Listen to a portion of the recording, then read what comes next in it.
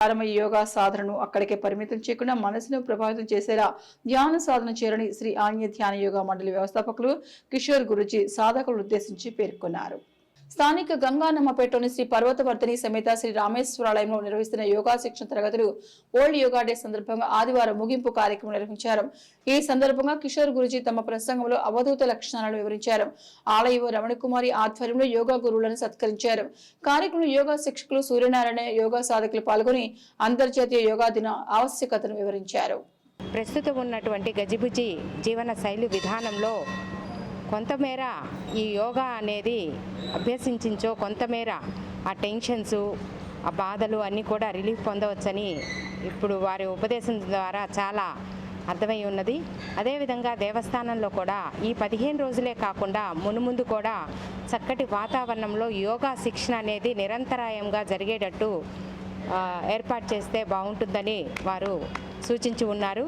వారి సూచనల మేరకు త్వరలోనే అవకాశం భగవంతుడు మనకి కల్పించాలని వెనక కూడా ఫ్లోరింగ్ కార్యక్రమాన్ని మనం త్వరలోనే వేయించే ఏర్పాటు చేస్తున్నాము. ఆ ఫ్లోరింగ్ అది పూర్తయిన తర్వాత చక్కటి ప్రశాంతకరమైనటువంటి వాతావరణం కూడా అక్కడ ఏర్పడుతుంది. కాబట్టి అది పూర్తయిన తర్వాత గురువుగారు సూచించిన మేరకు ఆ కార్యక్రమాన్ని త్వరలోనే ఏర్పాటు చేస్తామని తెలియజేస్తున్నాము. ఈ అంతర్జాతీయ యోగా దినోత్సవం రోజున తెలియజేస్తున్నాము.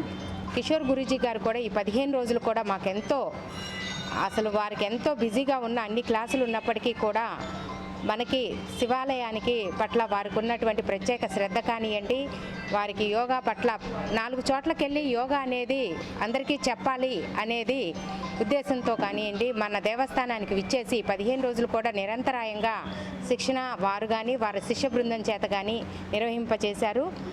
దానికి గాను వారికి ప్రత్యేకమైన ధన్యవాదాలు తెలియజేస్తున్నాము. ఇన్ని చోట్ల మేడం గారు చెప్పారు, ఇన్ని చోట్ల పెట్టడానికి అసలు నేను ఒక్కడిని కారణం కాదు.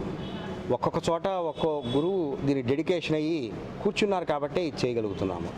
ఇప్పుడు ఈ శిక్షణా శిబిరంలో సూర్యనారాయణ స్వామీజీ వీరు డెడికేషన్ అయిపోయి ఒకరు వచ్చినా రాకపోయినా ఉదయం పూట వచ్చి భగవంతుడికి కార్యక్రమం చేస్తున్నాం అన్నట్లుగా దీన్ని నిర్వహించబట్టే మనం ఈ 15 రోజులు నిర్వహించుకోగలిగాం. రథ చక్రాలు వీళ్ళే, కేవలం ఉత్సవ విగ్రహం లాంటిదే సంస్థ పేరు గురువు ఎవరైనా. మరి ఈ యోగాంధ్రలో సక్సెస్ అయినటువంటి దీన్ని కొనసాగించడానికి కూడా మేడం గారు కంటిన్యూ చేయడానికి చాలా సుముఖంగా ఉన్నారు. వారికి మా సంస్థ తరఫున హృదయపూర్వక నమస్కారాన్ని తెలియజేస్తున్నాము. యోగాభ్యాసం అన్నది శరీరంతో ప్రారంభమవుతుంది అన్నది సత్యం.